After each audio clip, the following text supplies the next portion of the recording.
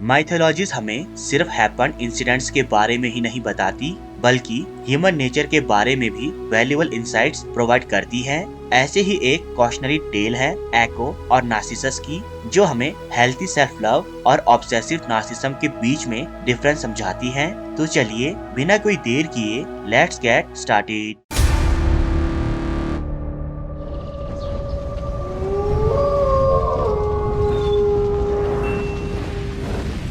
एको बियोशिया के माउंट सिटारॉन की एक निम्फ थी, जिसे यंगर म्यूस ने म्यूजिक में ट्रेन किया हुआ था और जिसके पेरेंट्स का कोई पता नहीं था।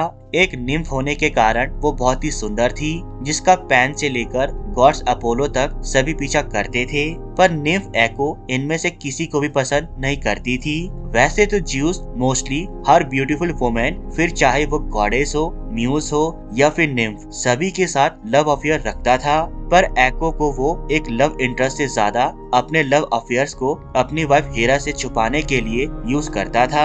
जैसे कि जब भी ज्यूस बाकी निम्फ्स के साथ लव अफेयर्स में इन्वॉल्व होता था, तो वो एको को अपनी वाइफ हेरा के साथ बातचीत में लगा देता था, जिससे हेरा उन्हीं बातों में बिजी हो जाती थी और ज्यूस को वहाँ से भागने का मौका मिल जाता था। ऐसा कई बार हुआ, पर एक दिन हेरा को ज्यूस की इस प्लानिंग में निम्फ एको के रोल के बारे में पता चल गया, जिससे हेरा गुस्से में आ गई और उसने निम्फ एको को ये कर्ज दे दिया कि वो आज के बाद कभी भी अपने दिमाग से सोचकर कुछ भी नहीं बोल पाएगी और उसे दूसरों के बोले हुए आखिरी शब्दों को ही रिपीट करना होगा। अब क्योंकि निम्फ एको की लाइफ एक लिविंग हेल बन गई, इसलिए वो सब कुछ छोड़कर जंगल चली गई, जहाँ उसकी मुलाकात हुई हैंडसम नार्सिसस से।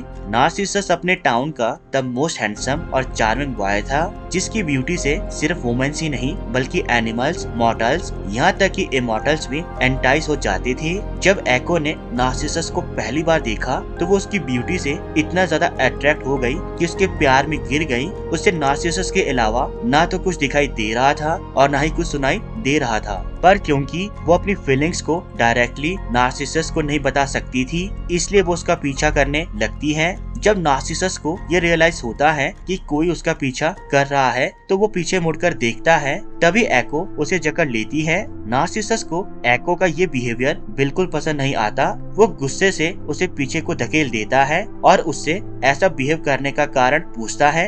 एको हेरा के कर्ज के कारण नार्सिसस के कहे लास्ट वर्ड्स को रिपीट करने के सिवाय और कुछ नहीं कर पाती, जिससे नार्सिसस उससे और इरिटेट हो जाता है और वहाँ से चला जाता है। एको को अपने बिलवर्ड नार्सिसस का अपनी तरफ से ये बिहेवियर बहुत ही रूड और एरोगेंट लगता है, जिससे वो भी नार्सिसस को छोड़कर घने जंगल में चली जाती है, जहाँ उसकी मुलाकात कुछ ऐसी निम्फ्स और मरमेड से होती है जिन्हें भी आदमियों ने ठुकराया होता है। वो सभी मिलकर निम्फ एको को कंसोल करते हैं और गॉडेस ऑफ रिवेंज नेमेसिस से अपने इंसल्ट का रिवेंज लेने के लिए रिक्वेस्ट करते हैं। गॉडेस नेमेसिस उनकी हेल्प करने को तैयार हो जाती है। वो नार्सिसस के पीछे जाकर उसे क्रिस्टल क्लियर और काम स्प्रिंग वाटर की तरफ अट्रैक्ट करती है। नार्सिसस भी शिकार करके थक चुका होता है और ब्रेक लेकर पानी पीने के लिए झुकता है। जैसे ही नार्सिसस झुकता है, उसे क्लियर वाटर में अपनी रिफ्लेक्शन दिखाई देती है, जिसे देखकर वो सरप्राइज हो जाता है,